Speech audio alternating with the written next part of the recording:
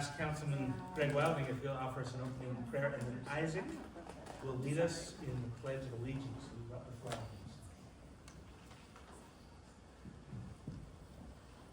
Our Father in heaven, we thank you for this time we have tonight to meet together and to discuss the matters of politics in this area. And so grateful for those that have chosen to serve our communities, and we pray that we can continue to work together to try to find common ground on the difficult issues, but we can strive to continue to make our communities better.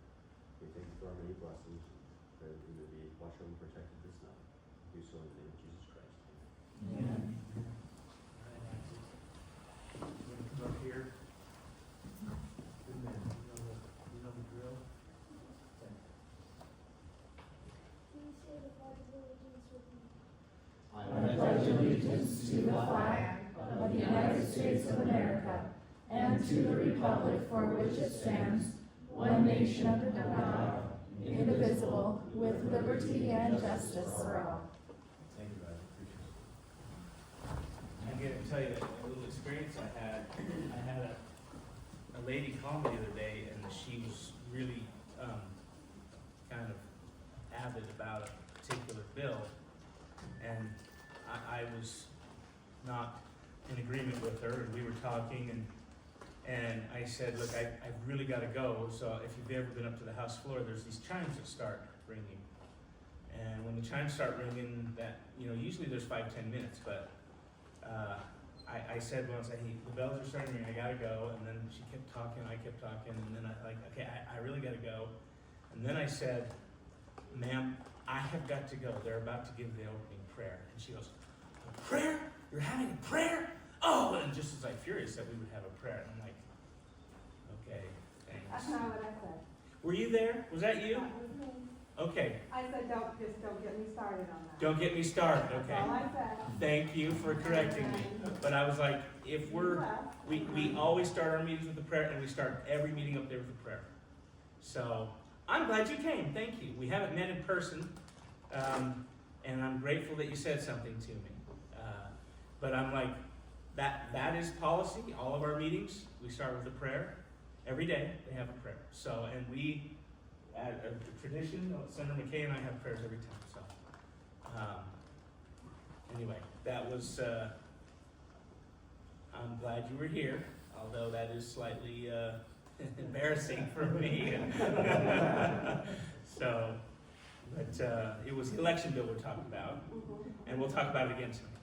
So, wonderful. Okay, so I brought along a little just presentation from staff puts together a presentation. These aren't necessarily our bills, but they're issues and things that we voted on and dealt with. I'll go to the next one here. These are things we did in education this year. We invested in the CTE programs, put $65 million Career and Technical Education Catalyst Grant Program, working on trying to fix the imbalance we have really with our CTE funding has fallen off over the last 10 years, and so we're trying to increase the value there. And we've seen a lot of, right now trying to find a plumber or an electrician, those are hard jobs to try and find someone to perform those responsibilities or perform those jobs. And so they're in high demand, and so we're trying to invest to try and meet those needs. We've taken some of the administrative burdens for students and teachers off.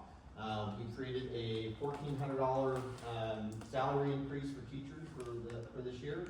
We've supported individualized opportunities for students and reinvested funding to maximize value and align programs with workforce needs, including $60 million reinvested in high demand programs that we've seen throughout the state. Go ahead for the next one. Infrastructure, we've increased Utah's energy production capacity, reviving an energy production asset out in the basin, and we pursued and we're continuing working on a legislative framework for nuclear power. We're seeing that as time goes on and as technology increases, it is the most clean and most sustainable. And so we're looking at ways to improve our connection and even potentially have a nuclear reactor here in Utah. We established a clear path to meet the current and future water needs, streamline transportation procurement processes. Those are, interesting, real conversations trying to deal with and balance, how we fund our roads. Next up. We increased transparency and security in Utah's elections with House Bill 300. We'll talk about that more. And we still reserve the right, the ability to vote by mail. Stood up for states' rights and implemented practices to hold government agencies accountable, including I was just made the chair of the government oversight and administrative rules committee, which basically, I think you've been on that committee for a while now. So, you know, we're going to be working on some real efficiency measures, trying to clean up our rules and reduce the amount of regulatory burden we have in the state. Next up, for affordability, we reduced the income tax rate to 4.5. We expanded the child tax credit for children from ages 0 to 5 years old. We provided a tax credit for businesses to help operate the child care facility for their employees on site. We eliminated Social Security income tax for households that earn a combined income of $90,000. And we increased fairness and transparency in property tax. I can go into that more if you'd like. But in total, that's $127 million in reductions. Next up. We increased community penalties to deal with the fentanyl trafficking that we're dealing with. We targeted gangs and other criminal groups. We required local governments to enforce state and local laws. Believe it or not, that was an issue. We implemented policies to help offenders successfully reintegrate into society. And we implemented policies to crack down on illegal immigrants who commit crimes. That was Representative Fucci's bill. Next up. Let me run through the tax cuts that we've done over the last few years. Go ahead, next slide. Next, there we go. Oh, not that one, there we go, little delay. These are the last 5 years. This is how you total up the $1.4 billion in tax reductions over the last 5 years. You see the benefits related to the child tax credit, you see the military tax credit, Social Security, and the income tax as we've slowly, kind of chipped away at those pieces over the last few years. Next up. So we talked about this just briefly. This is house was the beginning and Senate's the second. So we'll talk about those next. Just lays out those percentages and the last 5 years for those living on Social Security as their sole source of income, or now those that have less than 90,000 combined income, they'll see a boost in their overall combined tax reduction at $4,500 each household. Next up. We talked about the dependent exemption, but we've dealt with the dependent exemption for children in the year of their birth. It creates and expanded the child tax credit for children ages 0 to 5. I don't know if everybody's paying attention, but demographically we are having fewer children, and we are, even though we are one of the highest growing states as far as natural growth or internal growth of children, we are still dropping significantly. We're now below 1.8, if I remember right, and that means we're below replacement even here in the state of Utah. Number 4 now? Have we dropped to 4? The number. Idaho, I think. Idaho to have, so it's either 2 or 4. Yeah. Anyway, so trying to find ways to, help with the burden on families, young families specifically. Next up. I was going to run through some of the notable bills from this last session, things that got a lot of press coverage. The vehicle registration modifications.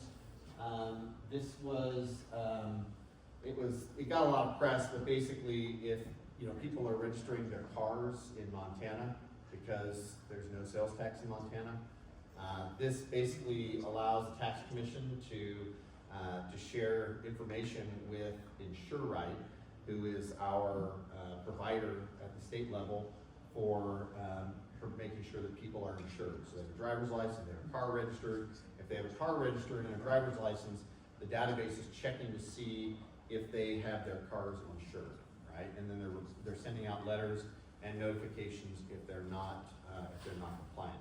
Now what we're doing is, if we've added the ability so that the tax commission will be notified when someone has a vehicle registered, they have a driver's license, and it is insured, but the insured location is in Utah, not in Montana.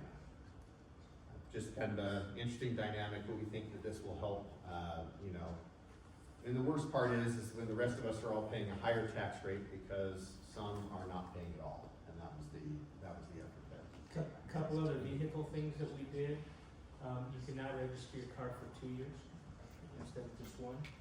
And then if you, this has happened to me a couple of times, like, yeah, I'm gonna sell this car, I think, but it's the registration's due, and I'm like, man, I don't wanna pay a whole nother year if I'm gonna sell it in 2 months. So now you can register your car and then you'll get credited. It didn't pass. That one didn't pass? Was it the Senate? I was the sponsor, it didn't get funded. It didn't get funded. Yeah. Oh. It's one of those, this is the interesting dynamic we constantly have on this one. I like that one. The hard part about that bill was, it was like $150 to administer a rebate program that on average would have been $25 to $75 rebate. So the administration cost is not worth the return to the taxpayer. Does that make sense? And I love that bill. I know. I Anyone didn't realize else? it didn't get funded. Another one you want to talk about? No, that was. So you're saying that our registration is not good for 2 years? It's good for 2 years, that's still. That's still taxed. Okay. But if you sell your car, Okay. Is that twice the cost? yeah, No. For 2 yes, years. yeah, twice the cost for. Yeah. but it's half the So burden. buy 2 years and. It's half the, Something like that. half the What's the time, benefit of that? Some If people- your wife forgets to. half the hassle, that's right. But then if you sell it, you get even screwed even more, 2 years. Screwed, that's such a weird Don't word. sell Just your say car, you're giving only more do the to car you society. can keep. And the first one, SB 62, so now Big Brother's flying us on to do register with the state. Now the government's watching us there.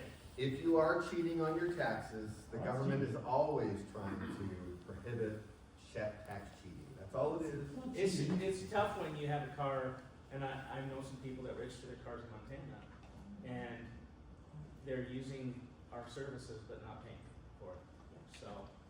I mean, I think we also passed, speaking of registration, this is more commercial stuff, but if you have a semi-trailer, you can now register it for life in the state. There's some other states that do that, and so if they've got trucks here, they're not gonna register every year here, they'll go to Idaho where they can get a lifetime registration.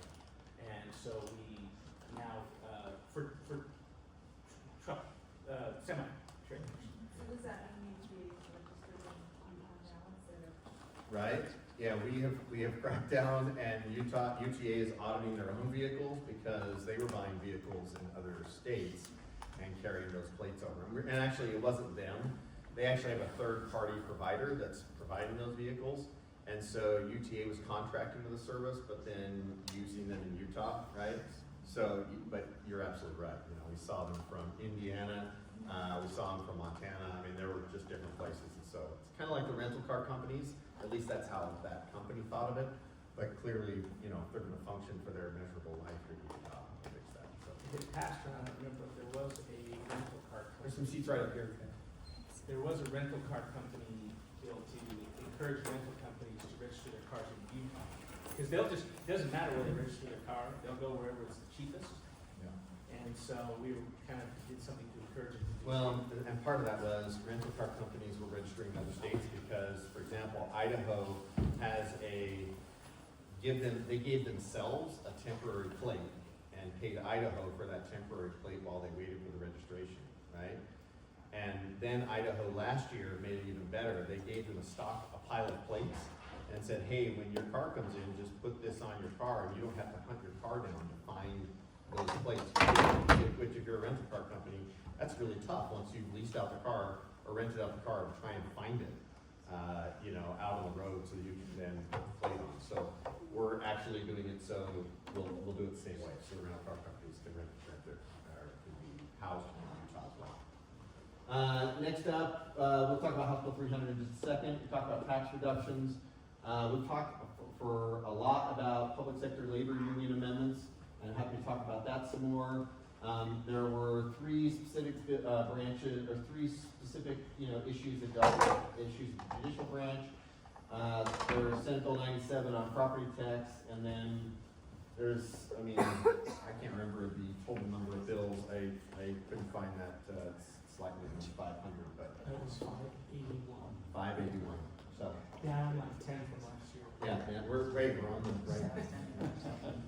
So, go back to that list if you would. Can you click on that link? I wonder if that one works. See where it's not up above, sorry.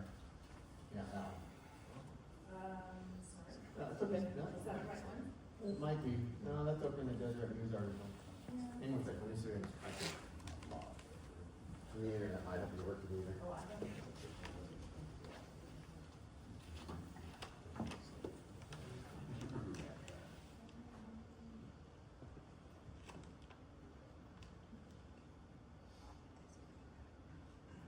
Okay, we'll scroll down. So this was a hot topic. You can scroll down. And you did it, yeah. This was the bill that. This is the summary of the elections change, that, we did. But voters opt in to receive mail-in balloting begin 2028. Voters may opt when registering to vote, renewing a driver's license, state ID, online, through a county clerk, or voting in person. Opt-in voters receive a mail-in ballot, beginning in 2028. Opt-in expires after 8 years if the voter does not vote in a regular general election. And actually, that was amended so that it's 2 regular general elections. So if they, and I'm happy to share this by email with anybody who wants it, so you get a good summary. Take pictures or whatever, make it easier. But we changed it so that if you don't vote in 2 regular general elections, that you then have to go and re-opt in.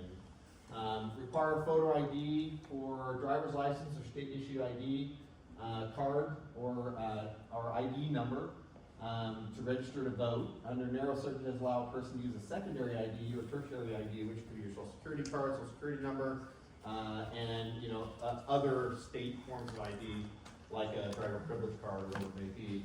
Most people won't have a driver privilege card when they're citizens, but that's a whole other issue. The driver privilege card really comes into effect when we're dealing with like the Navajo Nation. Obviously, live here in Utah and having the ability to then, have a driver's privilege card. We're actually offering it for free now to for those on the reservation, so that it's no cost for them to get a driver's privilege card, so they have a state ID and can facilitate registry vote. Let's see, requires a driver's license or ID to cast a vote in person, and allows a person to use secondary or tertiary ID with the affidavit. That's a long, ballot process. It requires the ballot return envelope to include a space for the last 4 digits of a driver's license or state ID, which can be your social security card as well, a social security number.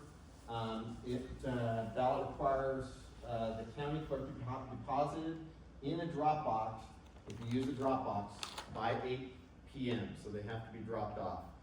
We've heard from several people that, the days of us having ballots and results not being final, or going back and forth, we used to be able to know with some level of certainty on election night where the results were, and now they're carrying out into 2 and 3 weeks past where the election occurred. And those results are causing frustration to not only the public, but also candidates. And so trying to deal with that. Let's see, requires a clerk to investigate single locations with a large number or registered voters. What we were having was, we had people that, we have households like mine probably, where you got a lot of people over the age of 18 who are living there, with adult children, 3 of them, and at the end of the day, they'll investigate those that, I can't remember what the threshold was, I thought it was like 6 or more, but anyways, that was one of the things. Because what happens is our children move out, but they're not updating their voter registration, so they're still voting in areas where they don't live. And so trying to keep people voting in the right races and the right things is valuable. Really that helps me because my kids weren't voting for me, and so I really wanted to get that taken care of. Requires clerk to use the Homeland Security's alien verification database, which they weren't doing before, believe it or not. It disallows the state sharing data for federal jury duty unless the federal government agrees to notify the state when an individual is ineligible for jury duty due to conviction of non-citizen. Then there's the state ID requirements, and there's crime related to it. People is using a false state ID to vote illegally. And then it requires a government entity to receive approval from the governor before entering into an agreement that limits the enforcement of election laws, requires additional reviewed before the Legislative Management Committee. I think that's it. As you can tell, it's a pretty substantial bill, there's a lot to it. Some of it, you know, I think what you see is, when you see an effective date of 2028, what you have is, we've got policies that we wanna make sure that we can administer and implement. And so we've given a date that is, 3 years ahead of time. So it gives the clerks the opportunity to make sure that they can execute all that needs to be done and, really get voter information, out so that people know when when it takes effect and how to do it. Interestingly, I think the 2028 number actually got changed to 2029, so there you go. I had worked in the county clerk's office, and I know the work that's done there. It is massive. I can't overemphasize that. And the staff and the extra staff that was hired went through a lot of hoops trying to track down people, verify signatures, I mean, the whole 9 yards. And I just really want to vouch for the integrity of every single person that worked in his office. My question though is, did you reach out to the county clerks to get their input, their thoughts regarding these changes? The clerks and the lieutenant governor's office were involved in all of these conversations, and this is a negotiated settlement between, policymakers and policy implementers, right? So trying to make sure that it is implementable was the key component, and I will agree with you. My experience in having toured the county offices while they're counting ballots and watching that process, I had a high degree of confidence in that scenario. But there are some who didn't, right? And you saw increasing loss of public support for that. And so trying to step back and create some additional security and additional measures to implement it and make sure people have peace of mind. Voting is the one thing I feel like we shouldn't be focused on saving money. We should be focused on trying to implement it and make it, the best it can be. I can agree with you more, and I'm not gonna debate that. Yeah. I think if anything could be improved, yes. But Utah already was the gold standard nationally, and it was recognized for that. But that said, what you saw was just a fraction of what actually goes on. I mean, there are a lot of behind the things that go on, but I just want to emphasize that. When you say Utah's a gold standard, what do you mean? Well, in terms of the integrity and in terms of the overconfidence, and I've been following this for years, and I moved here before we were able to register by mail. Having been in a different state, so I was just really in awe as to the attention that went into every step of the way in the county clerk's office when it came to the election. So I just wanted to put in that plug. Well, expecting the public to go through that same process, right, might not be as easy, right? And so trying to make sure that we've implemented security steps feels like a rational way to go. My biggest concern with the elections, I've never questioned our clerk's office or their employees. That's never been an issue for me. I was concerned with the signature process. So what happens, you sign your signature, you send it in, and then there's a system that verifies it, and if it doesn't verify, it spits it out. And they spit out $20,000, I think it was. And that then had to be reviewed by hand by someone, and they go, oh, well, here's a text message, I'll send them a text, I can email them. So I had an experience a couple years back when I was going to mail a FedEx package, and I walked in, and of course they require ID. And my driver's license had expired. So thankfully my wife was there. The guy says, we won't ship your package. So my wife, she shipped the package for me, and I went up to the DMV a week later or whenever, and I'm renewing my driver's license, and I had to pay a fee, and at the end, I swipe my debit card, and then I'm just about to sign the debit card. Now, when I'm at Harmon's or somewhere and I'm signing, my signature looks like this. I don't even sign it, because it's not my signature. It's this little box up in the air, and I can't put my hand down, and if you're outside the line, it doesn't read it, and all these things. And so the lady, just as I'm about to sign, the lady says, just so you know, this will be a signature that we will keep on file to verify your signature with. And I'm like, oh, that's a whole different signature. And I did my very best to sign it, but I couldn't put my hand down, and like I would on a document. And so that's what flagged me. A couple of years ago, I had a bill to kind of address this, it didn't go anywhere. But I've always loved mail-in ballots. I'll say this, I've never mailed my ballot in. I've always loved mail-out ballots. And then my wife is insistent that she takes it to a ballot box and drops it in person. Okay, so we get it out, but what I never liked, especially when I had that experience with DMV, was them verifying my signature. And what if I had I had broken my hand, or I'm getting older and I have Parkinson's, or there's all kinds of things that can cause your signature to change over years. So what this has effectively done is said, hey, we're still mailing ballots, you just have to go in and I think the bar is really low. I would do it more, but every 8 years.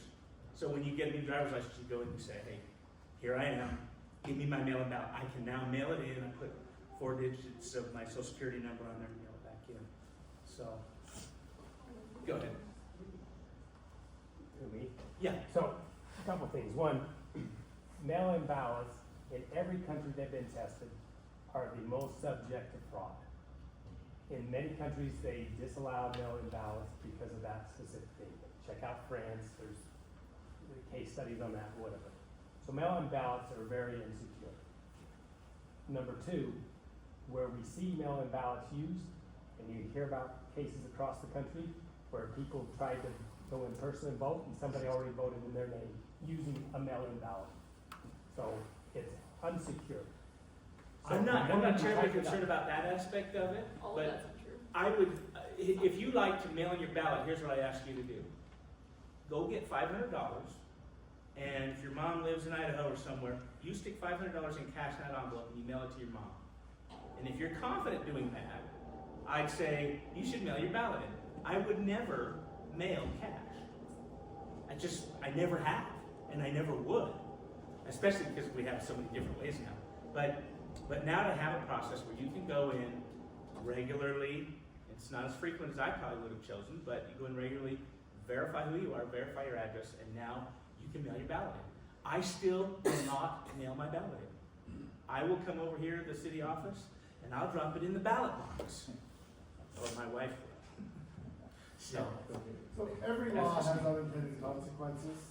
The question I have for you Not two- that one, it's perfect. the question I have for you two, is there a level of a drop in voter participation where you would change your mind? Yeah, because If it's it going to goes be down hard to 50%, let's take a huge number. Voter participation goes down 50%. You walk this back? Of My course. mother-in-law is not gonna be able 10%. to. One at a time. Let's 10%. Let's be fair about it, just one at a time. At what percent do you feel that, ooh, that wasn't worth it? What we saw is that going to full vote by mail did not increase participation. So we have a trend even of participation on, general elections. We have not, and in fact, since we've been to vote by mail, we've actually seen a decrease of participation at municipal elections. And so what we're trying to do is figure out the sweet spot. And I don't know the answer to that, right? I think people have now gotten used to vote by mail, but certainly, I think I would be unsatisfied if there was a 10% drop, right, in participation. So 50 seems, I would be concerned, honestly, about a 50% reduction. But I've seen, we've looked at the statistics over the years, and as you adjust for inflation, we actually haven't seen an increase since we implemented full vote by mail participation. So I'm with you. I'll hold you on it, 10%. Yeah, I'm down. No, 10% is the part that I'm concerned about, right? That's 10% would be high in my book. Yeah. And I was talking to somebody about this, and I couldn't remember where it was, up at the Capitol, and this lady was insistent that people weren't going to be able to vote. What about this? What about this? She says, what if they work 2 jobs? I'm like, look, when are they going to eat? I mean, there has to be some level of effort to vote. We should make it easy, but there should also be some effort. And I'm afraid that we spend, as a people, probably not the people in this room, because we sent out probably 7,000 or 8,000 emails between us, and we have 30 people here. Okay, so I'm probably not talking to you people in this room, but I'm afraid that people spend more time concerned about where they're going to go to dinner, or what movie they're going to go see, and how many people do you know that have ever stepped foot in their city council chamber and listened. Okay? So I'm okay with a little raising of that burden because I think it's a sacred responsibility. We know of countries and places where they will stand in line all day to cast their vote. Somebody told me like in Peru or somewhere, it's a crime if you don't vote. Not sure I'd go there, but. Yeah, I wouldn't go there either, but You had a comment about your mother-in-law. Yeah, I was telling you on the phone, my mother-in-law's not gonna be able to vote because she's a shut-in. So we, Nothing changed on we those have laws. So she has to go though, to the DMV, to say she wants to mail her ballot back in. how has she done it in the past? She's gotten her ballot and she's mailed it back. so my understanding, the way that the goal for those is the affidavit process, right? Where she can say, and she can have her doctor sign, I'm medically unable to leave the home to vote or whatever it may be, right? Those issues are real, and we are actively trying to make sure that everyone can participate. And if it doesn't work, I want you to call me on my mobile. I'll come over and help her. Okay? I don't think we had touched that portion of the law. Well, that's my offer, right? And I'm dead serious about it. And I feel like it's important, and I am in, right? Maybe she doesn't want, some weird dude showing up to help her vote. I totally get that. But I want to make sure that if she has problems, that we find ways to accommodate those needs. Okay? I just wanna add one thing, and I'm sorry to make you take so much time with this, but again, having had that first-hand experience, I thought maybe that might be helpful. I just wanna say that the staff at the county clerk's office are extremely helpful. I mean, we've bent over backwards. Is there a process to go out to like nursing homes? Yes, and do and things? there's volunteers that do that as well, too, Yeah. all age groups. This hasn't that changed do at all. that. No, so, but I In the new wanna say that they're not trying to put barriers, they're just trying to ensure the security, and I'm all for that. But at the same time, too, the staff at the county clerk's offices, because there's, how many of them, 13 in the state? They're really committed to making it as accessible as possible and as easy as possible for people to vote. That's their job, they want you to vote. I don't So, doubt that. I that's, just doubt the 1% that we're doing this whole bill for. 20,000 out of over 2 million is 1%. Yeah.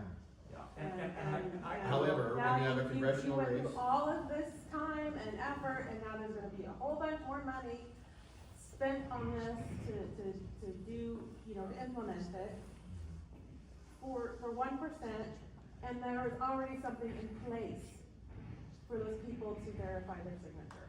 And you yourself even said, no, even my chicken scratch never got flagged to where I had to do it. No. I say what I thought I said was, when I sign for a debit card, I just scribble. It's Well, I not know, my but signature. I asked you if you had ever got your ballot flagged, and you said no. No, you're right. So, Because he made your signature more accurate when you had to do it there. Mark uses hearts, a lot of hearts. That's really, it's a telltale sign. I advise you not to go to someone's house and help them register when you're like an official Yeah. and your name's on the ballot. That would be a huge problem. Trust me, after this last session, my name may Your never mom be on probably the doesn't ballot live in our again. area. Whether it's 1% or 20% or 20,000, verifying that you are a citizen and you're voting is more important than anything else that you may have passed. Yeah. So just randomly throwing things in the mail and signature, how many names just got rejected by the case owner and their signature ballot? Fraud is committed for signature gathering. 5-6 people got arrested for fraud. Signature for gathering. signature gathering. And the same thing It playing was, with it was AIDS. AIDS. And there were thousands of signatures brought. thousands of fraud. The biggest criminals we have in our state are mothers of missionaries that are out of the area. They're sending in these ballots as a felon.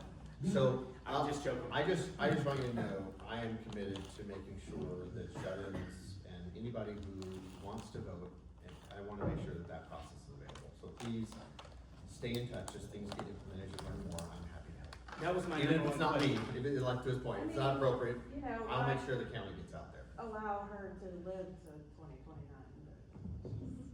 My biggest question for the That I sponsor of the bill was always, okay, what are we doing? And in the end, we didn't change that process, this doesn't affect. Well, yeah, Process. I'm trying to get to everybody in the room Yeah, having no. questions, so go ahead. So, does it do anything about registrations? So, another way that fraud is perpetuated in our voting system is fraudulent registrations. There's a case in Michigan that's going through the courts right now, where there's an NGO that's basically registered tens of thousands of fraudulent voter registrations with the clerk's office. Right now being litigated. So that's part of the process, is that, between now and 2029, right, to be eligible for the following general election, you will have had to validate your process. As we looked at it, that covered like 90-something or 80-something% of driver's license renewals. So people are gonna have to go and appear for their driver's license renewals. It covered almost all driver privilege cards. I mean, you go through, there was a very narrow segment of those who didn't have either one of those that wouldn't be up for renewal in that period. And there's a process to go and present and work through that information, and then there's the affidavit process as well. So the idea is that if someone signs up for vote by mail, doesn't want to vote in person, that we'll keep those rolls continually clean, because people will have to present and vote, and if they don't present, they don't vote. Even voting in person, they'll be making There's 2 federal elections, they're dropped from the mail. Now, with that, if they get. They voted can go back in and vote in 2024, person without any questions. They can get their mail-in back too, they just have to go verify. So both the presidential year and the congressional Yeah. meeting year. So if they didn't vote in 2024 and 2028, they have to, That's correct. they can't get a mail-in ballot. Yeah, it'll They most- can, they just have to go back in. Okay, right. It will actually be 2028 and 2030. They don't do those, then they will have to go back. Yeah, 'cause we just passed All I would suggest, having been in the office and having had a couple come in, and they're not educated. I mean, they don't do this every day, they just have all kinds of questions, new movements and such, is I would really emphasize the need for educating the public about these changes as we go along the way, because the sheer numbers, here in Salt Lake County alone. I'm just gonna cut you off, so I'm just Well, gonna let me say, just add this one last comment. each of the if I vote by may. mails will be added, so for the next 3 years, there'll be an information about the changes upcoming Okay, and ways to that's follow right. through, so it'll all be included. This last thing I was gonna say is, we had about 600,000 plus people that voted, so that just gives you an idea of the sheer numbers. All of it has to be processed by that one office, and then there's the other office. Well, That's all I was gonna say. Yeah. But I'm gonna that's tell great. you as a citizen, I appreciate that, but to Dan's point, when election results are taking 3 weeks, Oh, I agree. I don't care what the county clerk's challenges I are. agree. The I agree. process needs to be. Well, and I'll go even because- further and say, when the CD4 race was inside of 200 ballots, and you had 1,200 ballots from Washington County that just weren't counted because They got sent to- timeline, and then you had an additional 600 that were signature-related disqualifications. And- I'm just saying, Yeah. those are the issues, right? And so those trying people in that to, office work for us, and the process needs to be tightened up so we can get Well, timely results. Penny, hang on just a Okay. second, okay, I don't wanna debate all of this. I don't wanna debate that. I just Natalie wanna has- You just say, wanna keep talking? I'm glad that you're addressing this. Okay. Natalie, did you have a question? I have several. We've been, as a city, we've been going up to the Capitol every week. Fortunately, we have some great lobbyists with the Utah League of Cities and Towns, and then the city hires lobbyists in Breaker, and every city has great lobbyists to watch how bills affect cities. So all these bills that you pass, they affect everybody in different ways. I'm curious to know a couple of things. First of all, what bills did you both run? What were really important to you? What things were important to you this session? What did you come out of this session learning and hoping for next session? Because I know you're gonna be working all year to get ready for during interim. And as residents, as your constituents, if we have concerns, the greatest thing I have found, Mark's shared a story, the bills that you both usually pass is because someone comes to you and says, I have a concern, and then you run a bill. So that's a lot for you to both cover, but if you each would take a minute, I would be really curious to know some of your thoughts. Yeah, so in the end, I only ended up with 2 bills that passed. I had 5 originally written.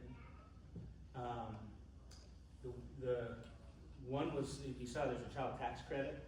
So the child tax credit before this year was between the ages of 1 and 4. And I ran a bill that would take it to 0 to 5. So it expanded that tax credit for younger families. It's what we call a non-refundable tax credit. So if you haven't paid tax into the system, you don't get it back. So you only get it back if you've paid in. That's something that we're pretty adamant about here in Utah, is that we not get taxes back that we never paid. Because that's not getting tax back, that's welfare. Nothing wrong with welfare, but we don't like it in that fashion, typically. So, but that bill then got pulled from me. We ran it through the House and it passed, and then it got substituted into another bill. It was kind of the overall tax bill, so it was all kind of a package deal. The one bill that was probably most personal to me was a lady, last year, a lady reached out and said, she was really rude, actually. And I was able to reach back out to her and say, I emailed her back and said, hey, are you even my constituent? And she's like, what does that even matter? I'm like, well, it matters because I work for the people that vote for me, generally. And so, long story short is, this lady's aunt had a daughter. This lady lives in Provo. She has a daughter that was 31 years old.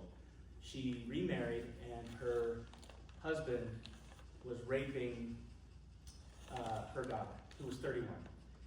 The problem is the daughter had a mental capacity of a 9-month-old. Literally had to remove her diaper and begin the details. Terrible, horrible. And so and then when he was caught, it was all on film. I didn't see the film, thankfully, but it was all caught on tape. He was convicted, and he was charged as a minimum charge of 5 years, which is the same as if you were to rape an adult. So if you rape a minor, it's 15 years. So we just ran a bill that would say, okay, now it's going to go to 15 years, as if you raped a minor, because the lady was incapacitated. So, and this is kind of how things work up there. The fiscal note on that bill was $186,000, and we didn't have that in the budget. And so we took it back from 15 years to 10 years, and we moved it to 10 years. The fiscal note actually went to 0. Because most people, when they commit these crimes, will spend at least 10 years in jail. So that's probably the most meaningful bill. And then I passed another bill. We passed a bill last year to remove some school fees. But in that process, I think we encompassed a lot more than we had anticipated. The marching bands in the state were freaking out because they're like, we've got to charge fees. I mean, their fees are $1,000 a year. So we ran a cleanup bill. So now when you go to high school, when you have a child that goes to high school, you should have 0 registration fees. Now if you're going to take woods or choir or marching band, there'll be a fee associated with that. But the core classes, math, language arts, health, social studies, and science will have no fees. Because we pay property tax. Because you're already paying fees, yes. But on these other activities, you'll be able to charge. They'll be able to charge you a fee, and it has to follow the rules. It has to be directly related. You can't raise the fee because this child can't pay, or you can't overcharge here to collect a fee there, stuff like that. But anyway, that was another kind of a win. I don't run a whole lot of bills, so I like to support the one that I support, that I like. So Dan has some great. He has a couple of tax bills. Dan's expertise is in taxes, and I think he had a couple of really great bills this year. I was on the Revenue Tax Committee, and he brought it to our committee, and I was pretty. Can I just give you a compliment? I'm not debating, and I don't want to kick you. You're good. You've been great about updating me as a constituent, and I have really appreciated that. I've not had that from any other representative in the last 30 plus years. So thank you, and I hope they will continue doing that. Oh yeah, thank you. Appreciate that. That's great. Can I ask Hal? Mark, how have you been updating him? Well, I just have an Excel spreadsheet, and it'll have your name and your email. So And your I've asked address. for a couple of years to be put on that, or haven't been added yet. Well, we can check my database. The other thing is, I get the emails too, and they frequently go to my other box or my junk box. And if I'm not specifically looking for them, I don't find them. So let's get you on there and make sure you're on there. Today, the social media? The boss. He's got a lovely wife that is on the list. I Okay. think. Well, Well, we what are like you her. complaining about? I'm grateful when I'm not on the list and my wife is here. So, well, let's talk afterwards. Let's just make sure you get out of line if that's the case.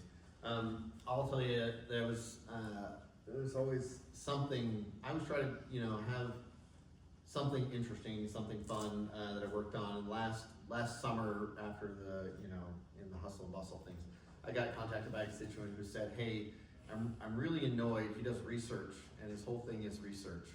And he's like, I'm really annoyed every time I have to write a paper that I have to write a little blurb in the paper explaining that Utahns they spell Utah, U-T-A-H-N, and not according to the APA or the New York Times or any of the other style guides that require an A in the middle of it, U-T-A-H-A-N.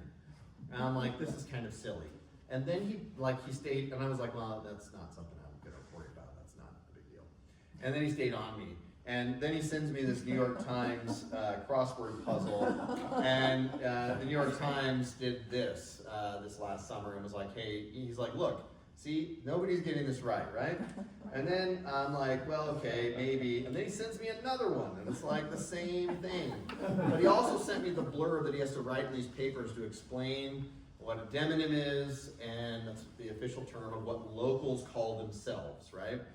And so he said, I would love to be able to approach the style guide people and say, and believe it or not, the American Bar Association spells it wrong too. We're all surprised by that. But he's like, I would love to approach the style guide people and have official source on here's how we spell Utah. And so it was kind of a fun thing, and I think combined on the floor. We had it on consent calendars both times, and it was less than 5 minutes in each committee, so it wasn't a lot of time spent, but we adopted the official demonym to spell Utah, U-T-A-H-N. Lieutenant Governor was against the bill a little bit, and she said, well, now I won't know who the outsiders are. There's something to that for sure. So anyway, so that was kind of a fun one. You may have read about, Dan, but no one's reading that bill, we will still know who the outsiders are. yeah, that's exactly right. He won't help it. His hope is that he can send it off to the style guide folks and he can get their spelling corrected, and he doesn't have to put this blurb in his research papers anymore because he talks about Utah demographics and those kinds of things. So that was kind of a fun one. When I first got elected, I was one session in, and the Speaker of the House at the time, Becky Lockhart, asked me if I was interested in tax issues when she was assigning committees, and I said, yeah, I'm interested. And she said, well, she's like, you haven't asked me to be the chair of the Revenue Tax Committee. And I said, no, I'm a freshman. Why would I do that? Like, that's way outside my bailiwick. But the chair at the time had stepped away, and she said, yeah, but you haven't asked me. And I said, I know, yeah, it's not my thing. I was trying to demur a little bit. And she said, yeah, but you haven't asked me. And so the third time I got the hint, much like Samuel of the Old Testament, I get the hint, and I said, well, I would love to be the Reverend Tax Chair if you'd be willing to put me there. And she said, thank you for asking. You can be the Reverend Tax Chair. So I learned a lot about the legislative process from that little story, and to say that, like, if you don't want to do something, or you don't want, if you want to do something, or you want to be involved in something, you have to ask, right? It's not going to just happen for you. Those kind of things that just doesn't happen. So, long story short, when I first got in as the Revenue Tax Chair, I had to take a total primer on tax, buried myself in property tax, and what we learned, reviewed audits from the past, a bunch of things, is that there's a bunch of levers that are being pulled and have been pulled for generations that were causing hidden tax increases on all of our property tax. And so I've been at war with those hidden property tax increases for 10 years now of my 13-year legislative career. For 2 years, I was the chair of Education Appropriations, and then for 10 years, I've been the chair of Revenue Tax. And in that process of kind of digging through this stuff, there were two that we dealt with this year. One dealt with anytime the state put more money into the weighted pupil unit, which is how we fund schools equally. We were also raising property tax as part of it because of a formula that was in code that had been there for a long time. figured that out, removed that section. So that was one bill from this last session where we removed that section so that there would no longer be an automatic property tax increase. What bill number was that? Oh, Do you remember? That's from a few years Is ago. it this? Are you referring to? No, it was this year's House Bill. I worked with Is that Representative Gracious? Boxier. No, Oh, I'm sorry. I think it was 262, but if you text me I'll on look it, it I up. can look it Okay. up. I'll find it. The other one was Senate Bill 197, which is we have a circuit breaker program in the state of Utah so that seniors who are on fixed incomes are protected from, property tax in some ways. And they can qualify for an income tax reduction, they qualify for a reduction in the value of their home. And then with that income tax and with that reduction in their home, they then can also qualify for what's known as an indigent abatement. And with those three programs, there's 4,500 people in the state of Utah who are on those three programs. They could qualify and be to a point where they would have zero property tax liability. Everybody's like, oh, that's great, I want to help out seniors. The problem with that zero property tax liability is that when you were lowering their property tax, everyone else's property tax went up. The counties and the state wasn't losing any money in this process. It was legitimately, it's been going on for almost 50 years. It was legitimately just passing on the tax to all the other property taxpayers. And it wasn't a huge amount, but it was something. And so there's a total of 9,000 people who qualify for the non-discretionary, and those who were on the discretionary or the indigent was 4,500. So I was trying to figure out how can we deal with those issues. One of the things, I had a lady call me, she's 84 years old, so sweet.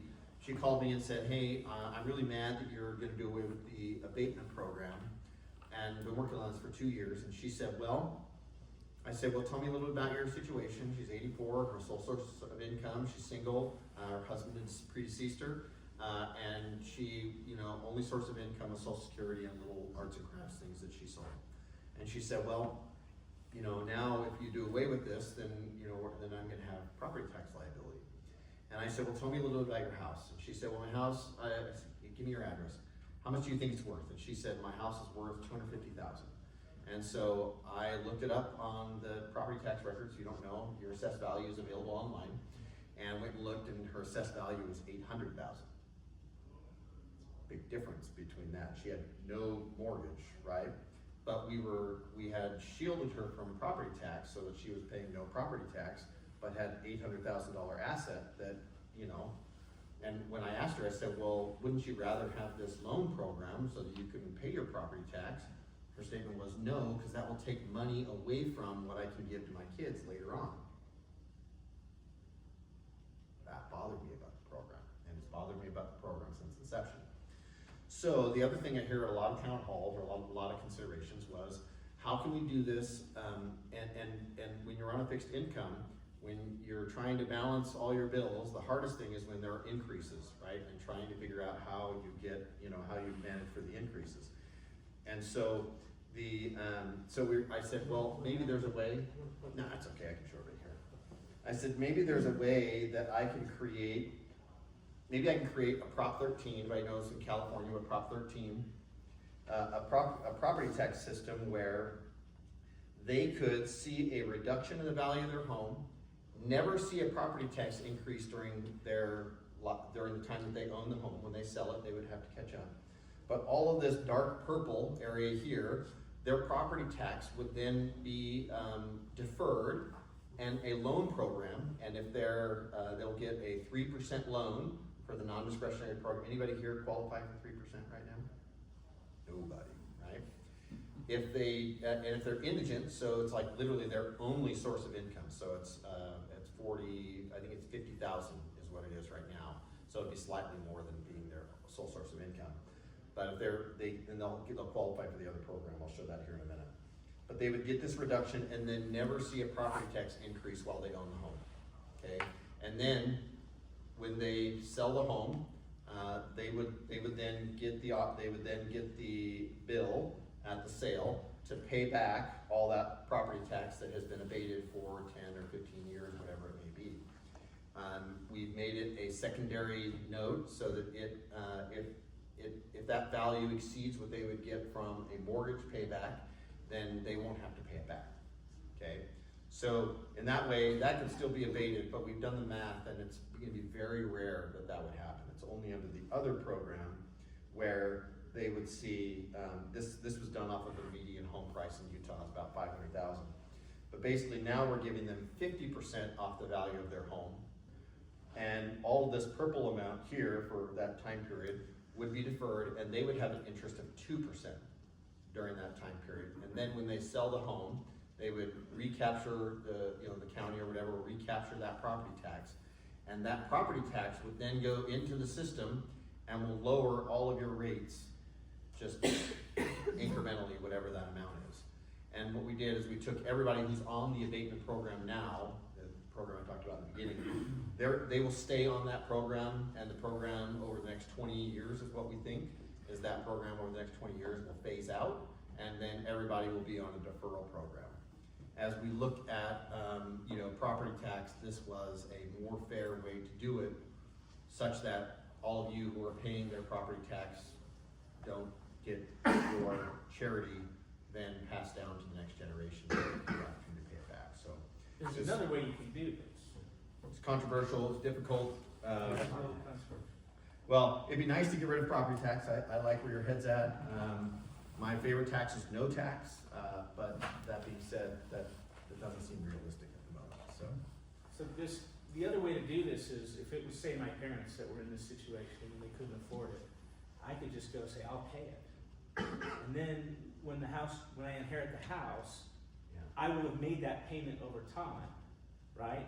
Now, if you're not in a position to do that, I would suggest you do that if your parents are in this situation, or you have someone that's in this situation, then they can pay you back, and the government's not involved. But in this situation, maybe you don't have children or someone to inherit it that you can do Or that. the children can't afford to do it. Or the children can't afford to do it. Then if you have a home, in this case that he had, $800,000 home, let's say she does this for 20 years, and at the end of 20 years, she has a $120,000 balance owed. Well, now you get an $800,000 house with a $120,000 mortgage. It seems fair. There's still a lot of equity to be passed on, but it's not, otherwise that $120,000 gets distributed to you and me in little increments in our property tax, and we end up paying for all of that. So I actually really like this program. The total on this amount that's deferred, the total on this example, which is 5 years in this example, it's less than $15,000. But in that scenario, in both scenarios, they will not see a property tax increase during that time period. So their ability to budget Fixed income. and manage through that fixed income is pretty specific. And we think it's going to be helpful, and we increase the income limits that are allowed so that more people will be available to apply. It's tough doing away with the existing program, but that was a pretty wonky tax bill, and I think everybody's asleep. I think the interest rate was, it's 3% now, isn't it like 1% below the prime rate or whatever it is? No, I just made them fixed rates to make it easier to Okay. administer for our Okay. county folks. I just made them a fixed rate depending on the program they qualify. Okay. So, there you go. Thank you. Yeah. Thank you for doing that. You guys like tax Other questions? talk? Anything you guys have? Well, Go ahead. I always like your diligence on taxes. Live in Riverton, our taxes are going the right direction too. Mayor Staggs has kept them low. But the county taxes just seem to keep going. School district. School district. Could the legislature look at like county, figuring out like the per capita tax burden and just try to, figure out like urban counties, this should be your tax burden, rural counties, you should be this tax burden. It's hard to make a should statement as to what they should be and what they shouldn't be. Yeah. At the end of the day, as much as, we get frustrated with it, because I'm with you, I have to pay the same taxes. The hard part is when I tell them what they should do, they're elected just like we are, right? And they have a constituency to answer to just as well. And so it is, I recognize that there are levers in there, and there are the truth of taxation process that's in there for them to be transparent about it and all those things. We did have another bill to this point was you know, another property tax bill that I dealt with this year, you know, if a county wants to, let's say that a county or a school district or whatever, let's say that their revenue is $1 million, okay? Whatever the base of their tax is based on, property tax, homes, businesses, everything else, that rate will float so that it creates $1 million for that entity. So it doesn't really matter what happens, they get to collect that $1 million. More like a billion. But, right, in the example. But just use But- $1 million for But this. that's, yeah, it's something I can understand. But if they wanna raise it like a $500,000, let's say we wanna collect another 500,000, they have to adjust their rate up and they have to go through a truth and taxation hearing. They hate doing that. Wait, I had a county commissioner from rural Utah come to me and said, hey, we've got extra money this year, but we're afraid if we adjust our rate down, what that means is we've restricted our revenue the following year and nobody will remember that, so that the following year when we have a truth and taxation hearing, they're gonna be back to yell at us that next year for the truth and taxation. So what we did is we created a 5-year period where they can lower the tax if they don't need the revenue. I mean, good luck, right? Yeah. That doesn't happen often, but it can, right? But they can lower their rate and collect less taxes that year and come back the next year and go back up to that existing rate. And the hope is that it creates, and it removes the penalty for them being able to lower property tax. We did it for a 5-year period and we'll see where that takes us. It's gonna be, I think that's gonna be super interesting. In that same bill, we're also put money, we took money that's for the multi-county appraisal trust. We've been dispersing it to the counties, but now we're putting it in one place at UAC, which is the Utah Association of Counties, and they're gonna hire support with that money to help counties in rural areas, because once you get elected an assessor, that doesn't mean you know what to do or what the job is. And that's been a real difficulty in some of our rural areas, is having that job base, so. The property taxes. I have more property tax bills, we can talk about those all night. I just looked at our property tax bill when it came through, and you probably pay about the same, $250 a year just for the library. Yeah. And I haven't stepped in that library in how many years? But you can go rent pasta makers. You can rent a lot of things. Yeah. But Any other questions? county tax. Sorry. Yeah. So just to And kind I'll of, come to you first. oh, sorry, I didn't see your hand. I pointed to your red in a row, so. Just to challenge you a little bit, Dan, on your last town hall, and first off, thank you both for doing these. Really appreciate your communication, that's excellent. At the risk of Natalie from city government behind throwing something at me, you had mentioned that you support regulations going to the lowest form of government. Challenge you a little bit that the homeowner, the individual, the family, is the lowest form of 100%. government. Yeah. And so there's some, I've sent you some things about zoning by right and things like that, that if we want young people to start having families, Yep. homeownership is the best way to do that. So there was a bill this year that Senate said, Bill 181. is it the garage bill? Yeah, that was a garage bill. So it said that a city cannot force you to build a specification on your garage. And people came back and said, don't pass that bill, local control. And they're referring to the city. And I said to myself, I didn't talk to a whole lot about it, I said, well, what about the homeowner that wants to build a house and save that money and put a carport on, or nothing? That's local control. If the city says you have to build that garage, then you've lost control and you might be priced out of that home or that area. I think that was the same one that counted tandem parking as 2 parking spots. Yeah, there was a couple things like that. Yeah. But it's exactly, I thought, My- this is local control because I'm local. I'm with you, like, believe it or not, I agree with you. The hardest part with a lot of this stuff is, frequently people love the local control word. We hear that a lot, like it's literally every day about, hey, local control. And they're always referring to the city, right?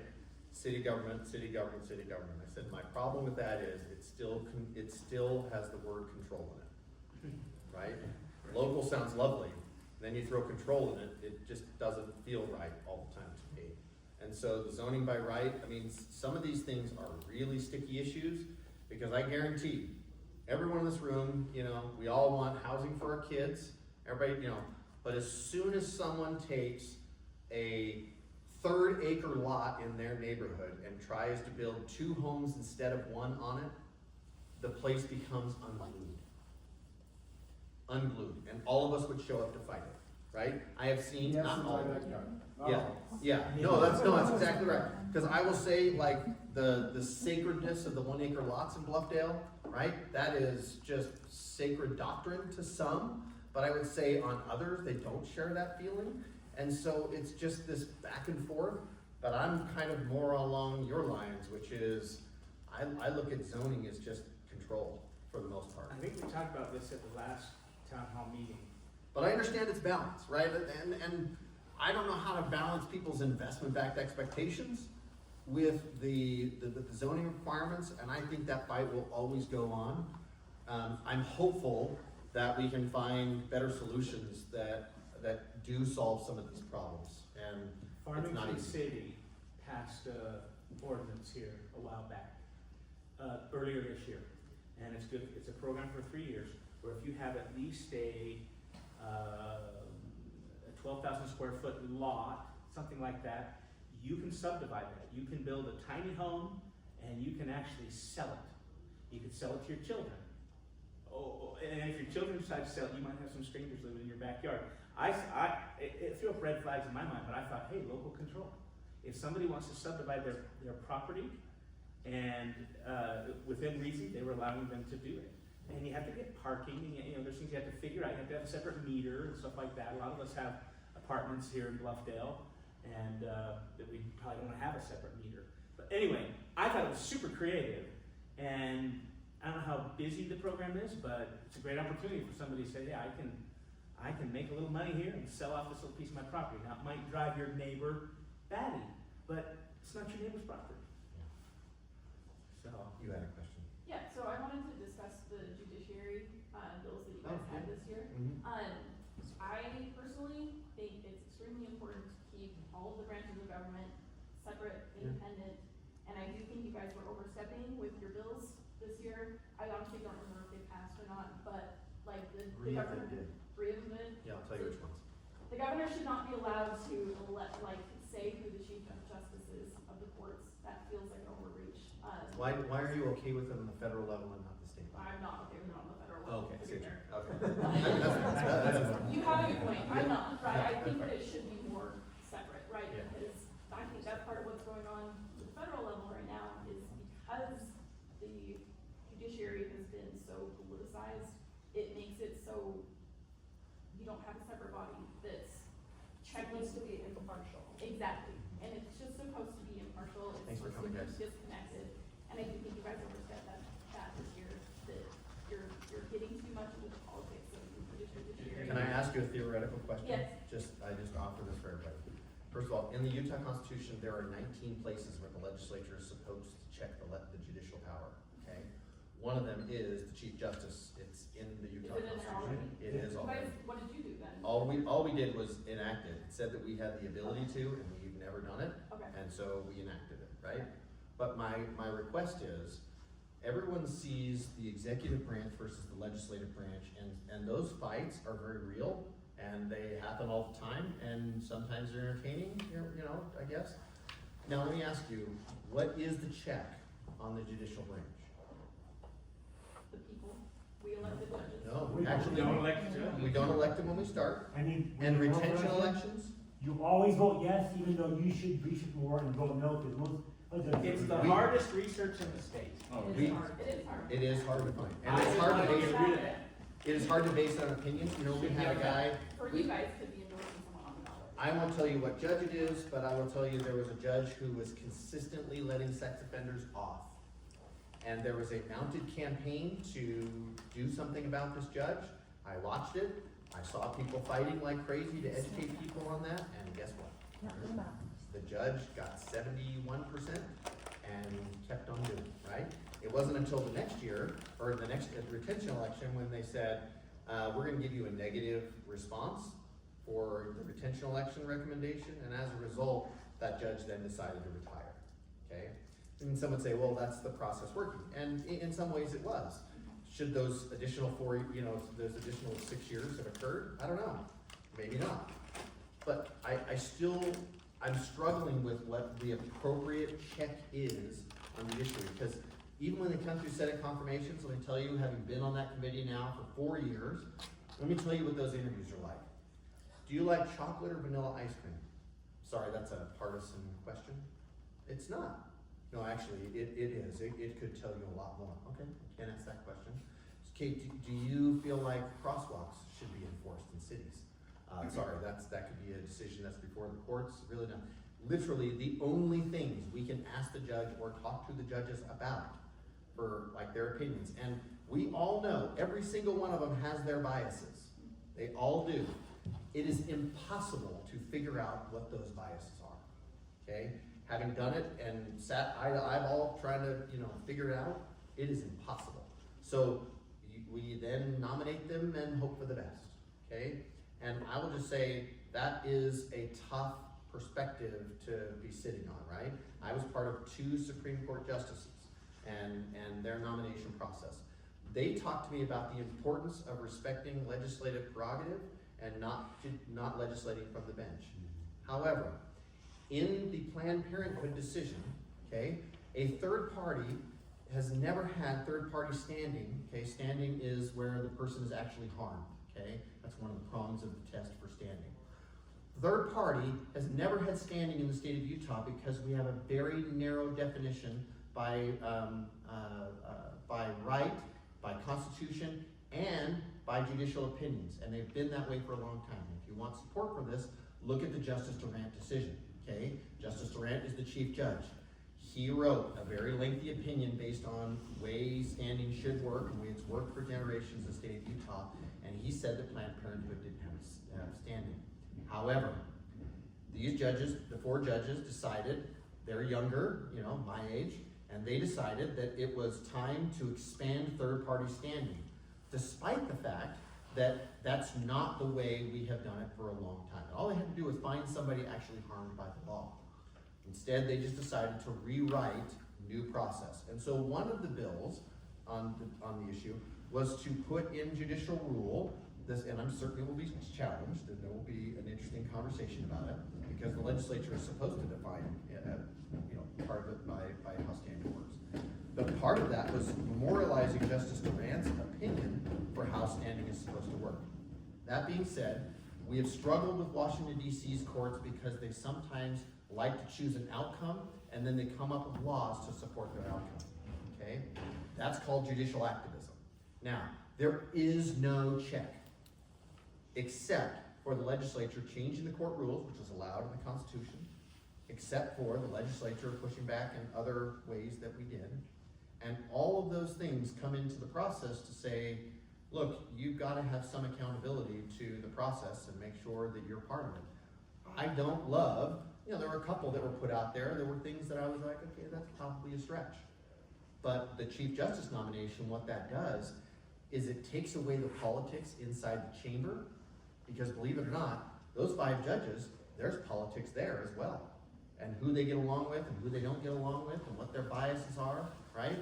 Taking that chief judge responsibility and putting it at the government level, which then becomes confirmed by the Senate, takes the politics of that office away from the court, so they aren't fighting amongst each other. And all the chief judge does is assigns who writes opinions when it comes down to it. For the most part, it's an amicable process. And so I didn't see that there was that much harm in that one. We dealt with the standing issue a minute ago. And then the third one that we dealt with was on injunctions. It was basically creating a rocket docket, is what it's called. And it says that if a state statute's been challenged, then the Supreme Court, if a district court says that there's going to be an injunction, there has to be 2 standards. It has to be substantial likelihood of success, and there has to be immediate harm. If they qualify both of those, it then requires the Supreme Court immediately to engage to decide whether or not that is correct, and they review it for correction. That's all it does. Fix that correction. And then everything else can be decided at the district court. But what we have, Planned Parenthood decision is not different, but gerrymandering, the legislative boundaries case is not much different.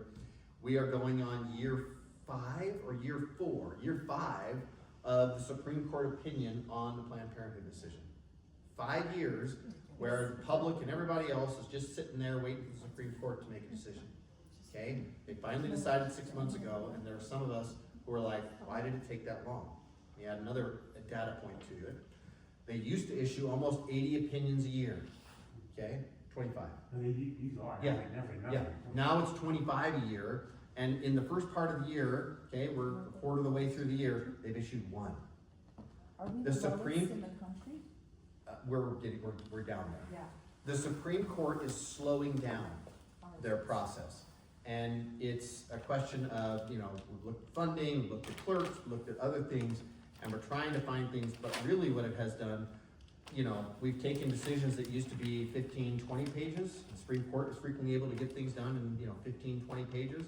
The Planned Parenthood Planned Parenthood opinion was over 85 pages. Okay, and that doesn't include the dissent, right? What we're doing is they're expounding upon more and giving less decisions and dragging out the process for the people. So all we're asking is give some accountability, restore the Chief Justice piece, which is already in the courts, and fix the standing piece. And I feel like those were reasonable measures that we took to try and, balance some of this. But remember, the courts have no accountability to the public. None. The bar did not like the state. They were, and I sat in a lynching meeting, we call it, where the bar showed up with several attorneys and told us why we were up in the night, and those are entertaining. But at the end of the day, trying to maintain this balance, it's been a long time since the court jumped outside of its shoes. And all the legislature did this time was say, hey guys, that's our legislative prerogative, you stay in your shoes, we'll stay in ours. And that's really what this was meant to do, and I felt like the joint press release from both the legislature and from the courts, both of those, both in simultaneous press opinions or press pieces, they both stated that we're at neutral and, happy to move forward and have a productive relationship. I can appreciate the desire to have the judiciary separate, and I think it is important. We can't have them unmoored from the people entirely, and that's all of us. So, Does that help? real quick, Dan understands these things. I'm not an attorney and don't really understand a lot of them. I trust some of our attorneys in the body. We have some really good attorneys, and I rely on them. Just from a little more basic level, we have 3 branches of government, right? And we hear about this term separate but equal. It's not true. We have 3 separate. They're never intended to be equal.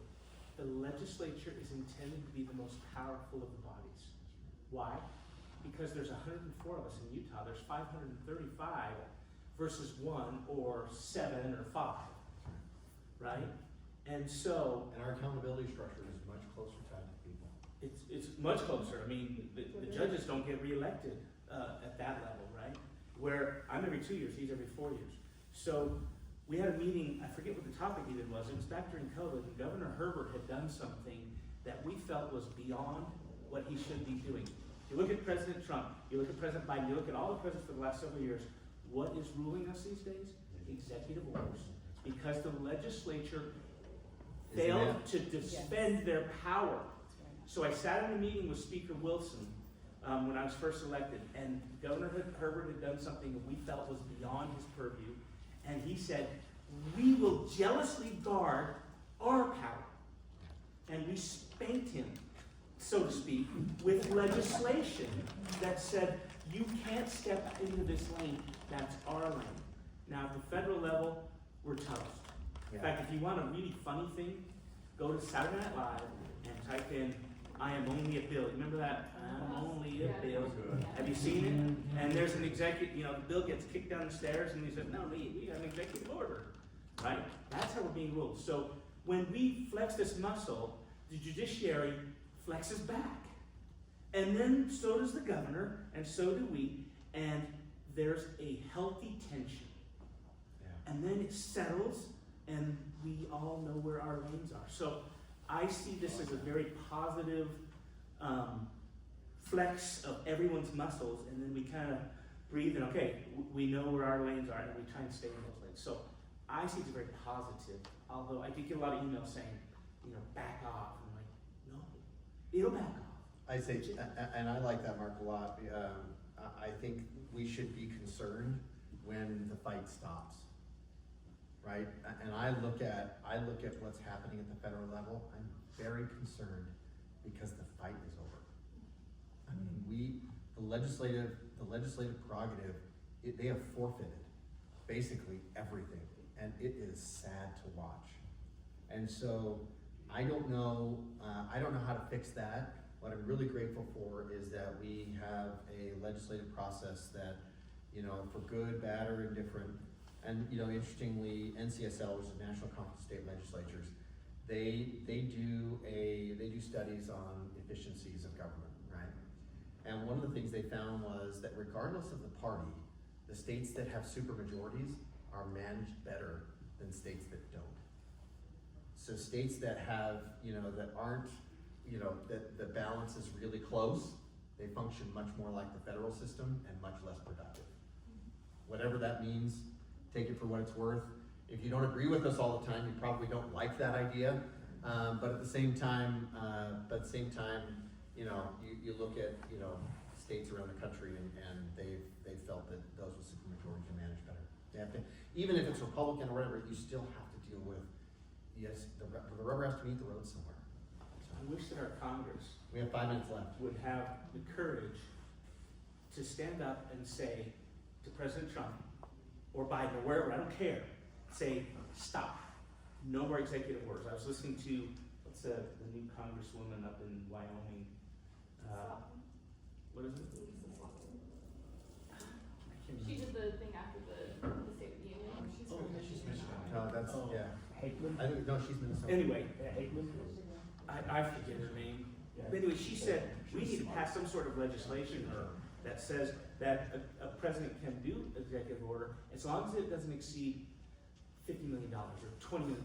I mean, those sounds like huge numbers, but in reality, they're not. But something like you can't exceed that. So, if we want to build a wall, I'm all for building a wall, but we shouldn't be able to strike the pen with the governor or with the president and do that. It should be a legislative thing. Yep. And it's going to require the legislature to come to the table. Now, the problem with coming to the table is, and I hear this every day, you caved. I'm like, well, now we have a supermajority here in Utah, so we can kind of do some things that maybe other states can't. Target trans people, Well, okay. If you think we did that on our own, that like our constituents aren't concerned about that, I have news for you. The sad truth of the matter is, it's not targeting necessarily. You look at they the. feel targeted, Yes. and I feel like that's. Right, but legislating based on how someone feels doesn't always produce the best policy either. Do you know what I mean? There's 2 people or less than 10, why are we spending time on it? Cause somebody's daughter. Because at the end of the day, we end up tending to, legislate based on smaller issues. If you look at the big things that get dealt with, they're small. There are few on the legislative level, and for the most part, we're dealing with small things that need to be dealt. But I have never once had a constituent say, I want a Trump flag in our classrooms. I've never once had somebody say, I want the Republican banner flying in front of the schools or in front of any of, the state capitol for that matter. I've never once had that. And in some ways, that's exactly what any ideology being espoused one way or the other. Our buildings are supposed to be neutral and our classrooms are too.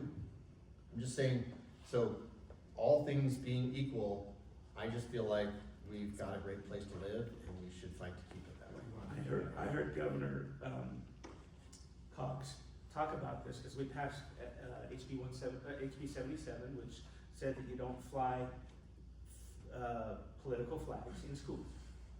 Okay, and you could say it's targeted to a rainbow or whatever type of flag.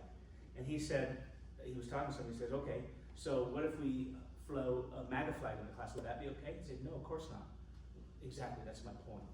So, under the bill. The trans issue this year that we dealt with was a roommate situation where it's the one trans person in a roommate situation, but there are 5 girls who live in that same dorm and some of them felt uncomfortable. And so the question is, while one person feels punched down upon, there's a bunch of roommates who also don't feel comfortable with the situation, and trying to provide accommodations so that we can accomplish, you know, that better feeling. I feel like that's a better place to be anyway. As long as the government's providing housing, there's gotta be choice in both measures. We're out of time, but I just wanna thank you too for going through the effort and making the time to meet with us in the town hall meeting. These are super important. But during the sessions, my other question, during the session, how can we contact you? Because you had made a comment to me earlier before the meeting started. Text message. You get a lot of, you know. Text message. I get it. Text So message as well. Okay. And my mobile's on the website. Got it. Thank you all for being here. If you have questions, Super quick. Yeah. 30 seconds. okay. So, we've had conversations about protections for policyholders for property insurance. Oh, Last yeah. year. Mhm. I've been an insurance claims adjuster for 30 years, mostly as an independent adjuster for insurance companies. But over the course of those 30 years, things have changed. And insurance companies make more business decisions than they do decisions on what the policy says. And I would just like to plant the seed that we need more protection for property policyholders. Because generally speaking, our homes are our biggest assets. And if we're not treated fairly when something bad happens, it's not a good thing, and it affects every single one of your constituents. So, just kind of plant that Thank you all for seed. being here. Appreciate that.